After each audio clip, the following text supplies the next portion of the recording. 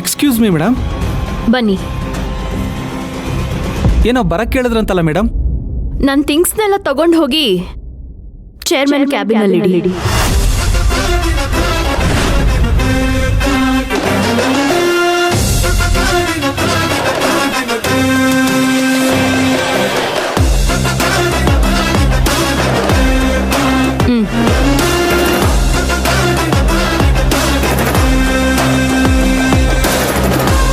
ಆ ರೂಮಲ್ಲಿ ಆ ಚೇರಲ್ಲಿ ಕೂತ್ಕೊಳ್ಳೋ ಅವಕಾಶ ಇದ್ರೂ ನೀವು ಎಲ್ಲಿ ನನ್ನನ್ನು ತಪ್ಪಾಗಿ ತಿಳ್ಕೊತೀರೋ ಅಂತ ನಾನು ಅದನ್ನು ಅವಾಯ್ಡ್ ಮಾಡ್ಕೊಂಡೇ ಬಂದಿದ್ದೀನಿ.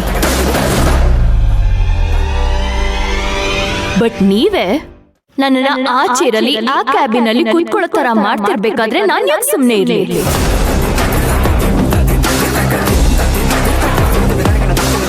CEO ಆದ್ಮೇಲೆ ನಾನು ಯಾಕೆ ಜನರಲ್ ಮ್ಯಾನೇಜರ್ ಕ್ಯಾಬಿನಲ್ಲಿ ಕೂತ್ಕೋಬೇಕು? You can have this whole room. Enjoy yourself.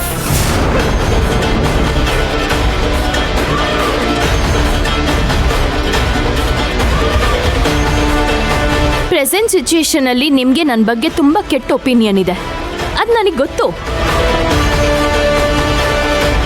That is your point of view story.